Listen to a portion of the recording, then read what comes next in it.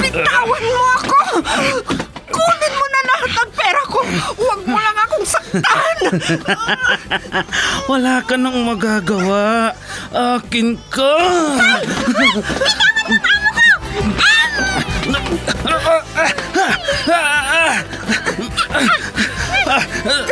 Sino kang pumulupot sa likod ko? Bumaba ka dyan.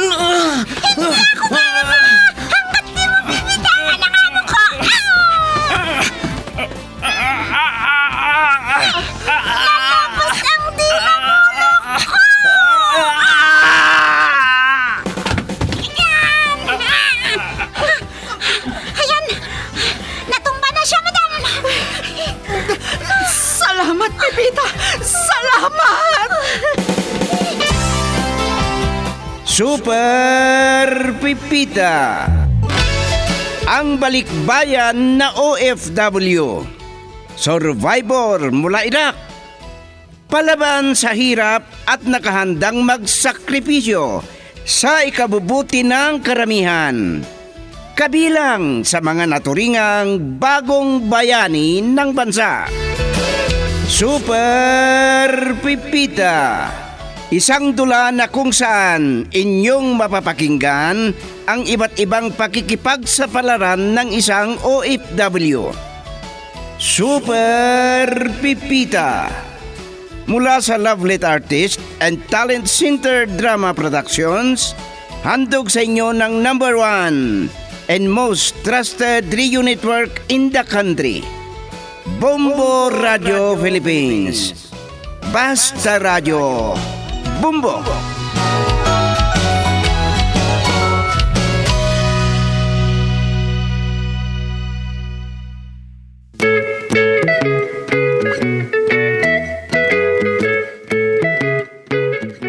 Ang nakaraan, pinilit ni Dingdong si Ninen na sumakay sa kotse para pumunta ng bangko kahit pwede namang lakarin ito.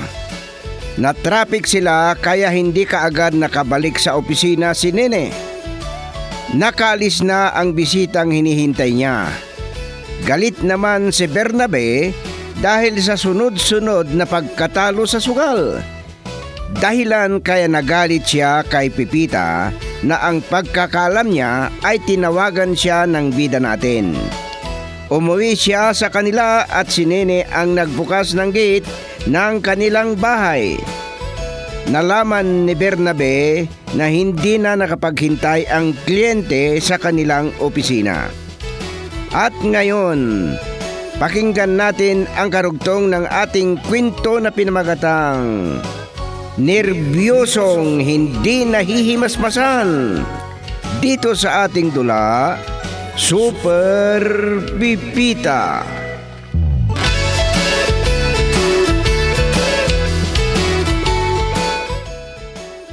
Hoy, huwag mo nga akong tignan ng ganyan. Para kang tarsier na katulong eh. Oo, tama ka! Isa lamang akong hamak na katulong. Pero huwag mo naman akong dinoro-doro. Ano, lalaban ka sa akin ha? Talagang gusto mong mapalayas dito? Alis ka! Baka ano pang magagawa ko sa'yo? Huwag, kuya! Huwag mo namang saktan si Ate Pipita. Babae yan! Pwede ba huwag mo akong pakialaman ha? Kahit ikaw. Gusto mo? Sabihin ko kay daddy na palalayasin ka ha? Gusto mo? Ha? Kuya, ano bang nangyayari sa'yo? Bakit mo ako pinapalayas? Magkapatid tayo! Ano bang problema niyong magkapatid? Ikaw naman, Dingdong. Bakit pinapalayas mo si Nene? Hindi lang si Nene ang gusto kong palayasin. Kahit ng Pipitang to. Ako lang ang alis dito kung yan ang gusto mo. Huwag mong idamay si Nene. Hoy, Pipita, katulong ka lang ha? Huwag kang sumausaw dito, ha? Ang sausawan, yung kalamansi na may soy, patis, bagoong, at... Piluso po ka! Sige na, Pipita. Ako na ang bahala dito. Asikasuhin mo na ang trabaho mo. Opo, madam. Ano bang kasalanan ni Nene at Pipita sa'yo? Bakit gusto mo silang palayasin? Ako ba naman yung pinag-uusapan nila kanina? Ako daw ang may kasalanan, kaya... Aaminin ko. ikaw ang pinag-uusapan namin ni Ate Pipita. Oh, Nilabas ko lang naman ang sama ng loob ko sa kanya. Tama na yan. Sige na, pumasok ka na sa kwarto mo, Nene. Kakausapin ko lang ang kuya mo.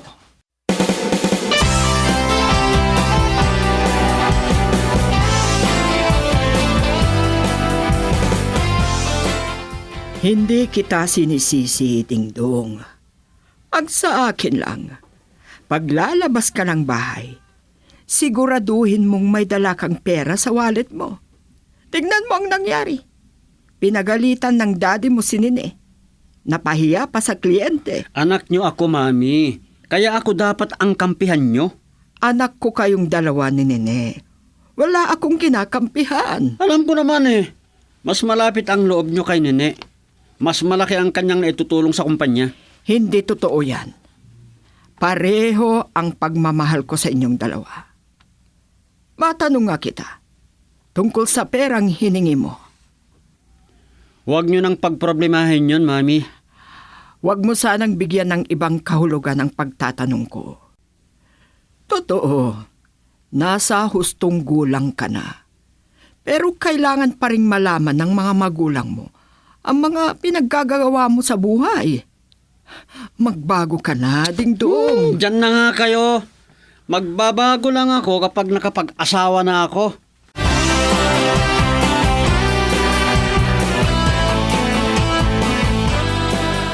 Yan lang pala ang problema mo. Gusto mo nang mag-asawa. Magbago ka na kasi para may magkagusto sa'yo. Alam mo, Daddy, pera lang ang katapat niyan. Kapag marami kang pera, makapag-asawa ako din ng oras. Ang mahirap nga dyan, baka pera lang ang habol sa'yo. Anak niyo ba ako, Daddy, o hindi? Ha? Anong klaseng tanong yan? Siyempre, anak kita. Hindi lang basta anak, tunay na anak. Siya nga pala, Daddy. Pahiram nitong kotse mo, ha? Ibabalik ko din. Oh, bakit? Saan ka na naman ba pupunta? Ha?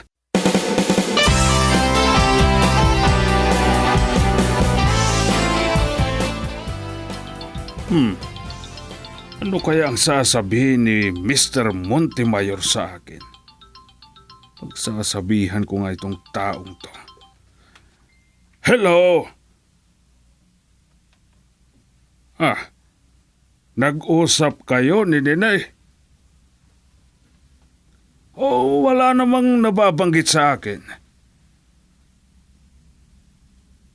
Ganun ba? Oo, ganyan nga ang nangyari. Mabuti naman at naintindihan mo. O sige, makikipagkita ako sa'yo. Oo, darating ako. Basta wag lang matraffic. Sige, bye. Oh, Ninay. Nag-usap na pala kayong dalawa ni Mr. Montemayor. Opo, Daddy. Pero sandali lang kaming nag-usap. Magpasalamat ka. Nagbago ang isip niya. Nagkataon daw na mainit ang ulo niya. Hinahabol din niya ang kanyang oras. Hindi naman ako nadatnan. Talagang ganun ang taong yun. Laging nagmamadali. Ikaw muna ang bahala dito, ha?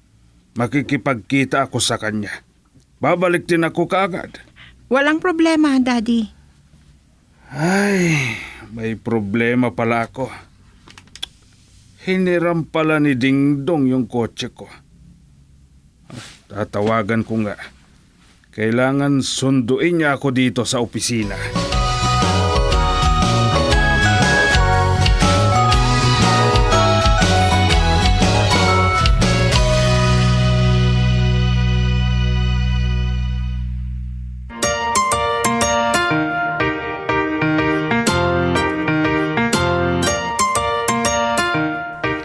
Aalis ako, Pipita.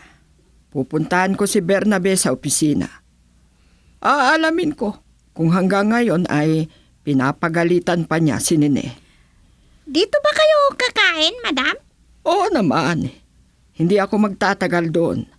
At kung sakali man, tatawagan kita. Sige po, madam, para maisara ko na ang gate. Huwag mong pabayaan na nakabukas ang gate ha. Baka may makapasok na iba. Alam mo na ang ugali ng Bernabe na yon. Opo, madam, huwag kayong mag-alala. At kung sakaling nakabukas man ng gate niyo, siguro hindi naman sila papasok dito.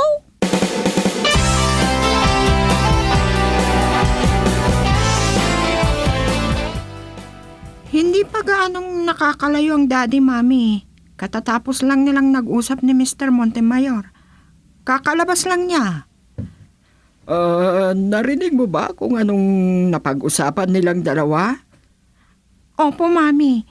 Magkikita daw silang dalawa. Dahil hiniram ni kuya ang kotse ng daddy, tinawagan niya ito. Para silang dalaw daw ang makikipagkita kay Mr. Montemayor at pagtutulungan nilang bugbugin. Ano? Paano kasi? Pinagalitan daw siya ni Mr. Montemayor. At yun, hindi na niya makalimutan. Ay, ang Bernabe talagang yun. Mali ang kanyang iniisip. Mami, papaano yan?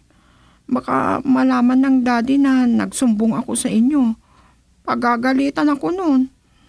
Masama pa naman ako sa paningin niya. Huwag kang mag-alala. Hindi ko sasabihin sa kanya.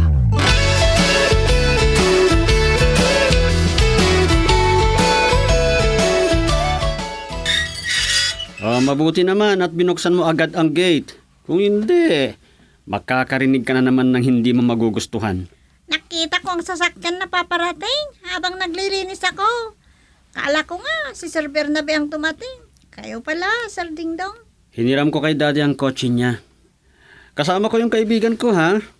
Pero ibabalik ko din sa kanya. Sinamahan ko kasi nakipagkita kay Mr. Montemayor. Si Mami nga pala, asan? Lumabas, sir. Pupunta daw sa opisina. Ano? Naku, baka ano-ano na naman ang isusumbong ni Nene sa kanya. Mag-ingat ang babaeng yun sa akin. Kaya tagal naman ang Briggs na to. Sige, yan ka muna.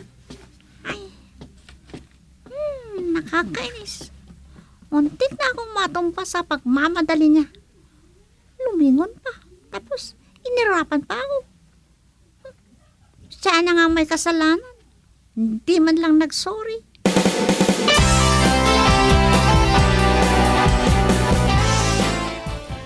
Mami, nandito na pala kayo sa opisina. Nagpasama ako sa kaibigan ko sa bahay. Kinuha ko yung kotse ko doon. At kay Pipita ko nalaman na nandito pala kayo. Oo, hindi ko nadatna ng daddy mo dito. Tinawagan daw siya ni Mr. Montemayor. Kung ganon, okay na sila? Tapos, ako ang sinisisi ni Nene? Kuya, Sige, tama na yan. Baka sa iba na naman maapunta yan. Mami, matagal na po ba kayo? Kung gusto nyo, ihatid ko na kayo sa bahay. Naibalik mo na ba yung kotse ng daddy mo? Hindi pa po. Nagmamadali kasi akong pumunta dito sa opisina. Nung nalaman kong nandito na kayo. Oo, kung ganun, halika na. Maalala ko nga pala, may laman na ba yung ATM card mo? Wala na po. Pero may natira doon sa binigay ni Nene sa akin. Kung ganun, ihatid mo ako sa bangko. Lagyan natin ng laman ng ATM card mo. Nene, ikaw muna ang bahala dito. opo, mami. Alam ko, Mami, yan ang gustong-gusto nyo kay Nene. Yung pabida-bida. Pero sa akin lang naman mapunta ang kayamanan ninyo. Walang mamanahin si Nene. Sige, Mami, tara na. Bakit ganun na lamang sinabi ni kuya?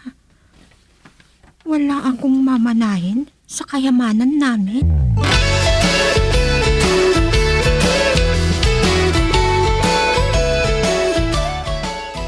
Dahil sa kagustuhan mong dito tayo kumain sa tabing dagat, kasama ang kaibigan mong si Briggs, pumayag na rin ako. para makapag-usap tayong mabuti. Pero, teka, nasaan na si Briggs? Eh, meron po siyang nakitang babae, Mami. Maganda. Medyo may edad na rin. Nakursunadahan yata. Kaya yon, sinundan niya.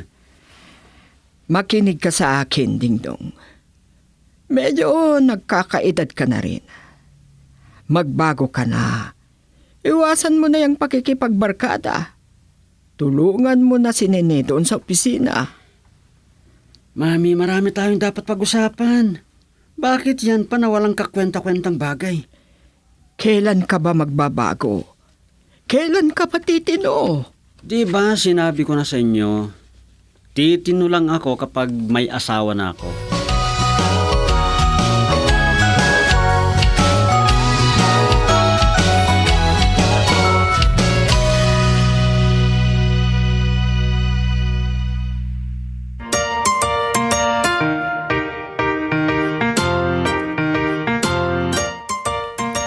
Kumain ka na, Pipita. Kumain na kami ni Dingdong sa labas. Ay, ganun po ba, madam? Nakahanda na po ang mesa nung tinawagan niyo ako. Sige po, madam. Ilagay ko na lang sa rep. Pagkagaling ko sa opisina, niyaya niya akong kumain sa labas. Ay, ganun po. Nanggaling din sila dito kanina. Kasama yung barkada niya. Kinuha yung kutse.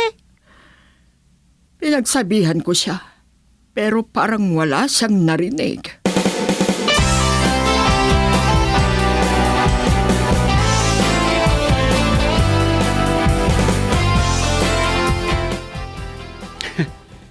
Mabuti naman at nandyan ka na, nakasama ni Daddy na namamahala sa kumpanya. Pero alam mo, mas malaki ang mamanahin ko pagdating ng araw. Kuya, hindi ako nakikipag-away sa'yo. Magkapatid tayo. Gagawin ko ang lahat para makatulong sa kumpanya. Dahil matalino ka? Nagmamagaling ka na. Hindi totoo yan. At isa pa, hindi ako nakikipagkompetensya sa'yo. Malay ko sa'yo kung nagbabait-baitan ka lang. Nalaman ko kay Manang Pipita na pumunta daw dito si Mami. Agad-agad akong pumunta rito. Oh, baka kung ano-ano na naman ang isusumbong mo sa kanya, ha?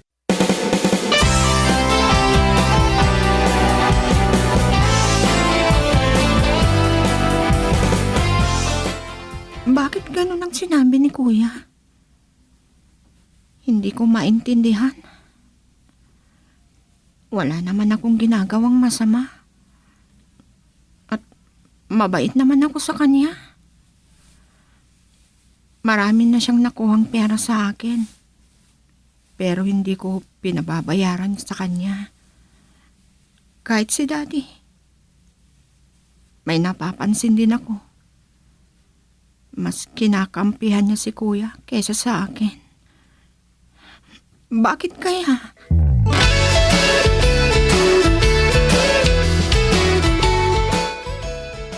Matagal yata kayong nag-usap ni Mr. Montemayor.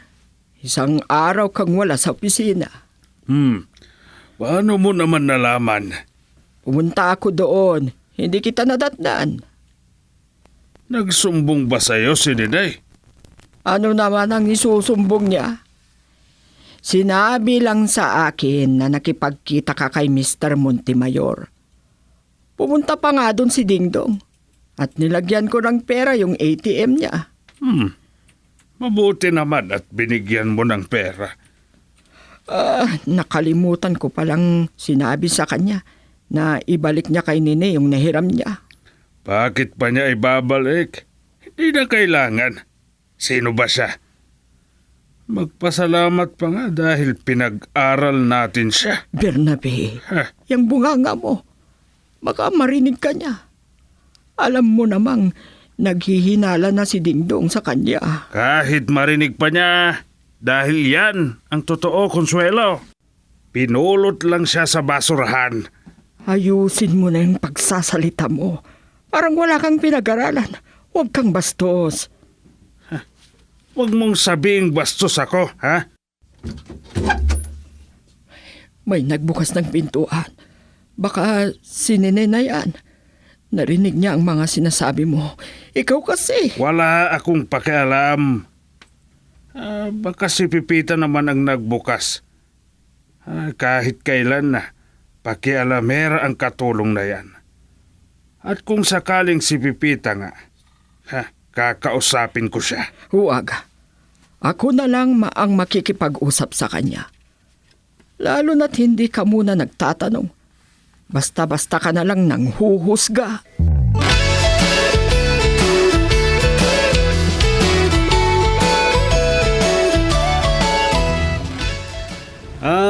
Huwag kang mag-alala sa akin, ha? Kahit lasing ako, Elenita. Napakaliwanag ang daan. Napakaliwanag ang kalsada. Napakalinaw. Oo nga mabuti na lang at pinagbigyan mo ako. Oo naman. Hindi ko makakalimutan yung pinangako ko sa iyo. Okay. Sige. Bukas na bukas, magkikita tayo, okay? Ba't naman sa palengke? Sa mall? Oo, mas maraming mabibiling cellphone doon.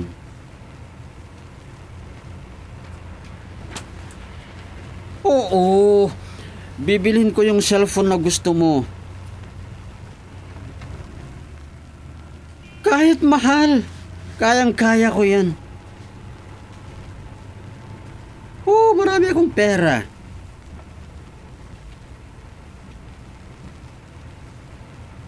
Ano? Gusto mo ng pera?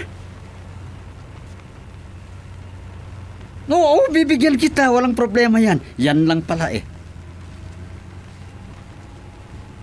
Okay, see you tomorrow. Huwag mo akong Indianin, ha? Oo, nakahanda na ako. Sige na. Bye-bye. Saan na kaya ako? Parang iba na tong dinadaanan ko, ha? Oh, naku! Nasa highway pala ako. Oh, bilisan ko ng aking pagpapatakbo.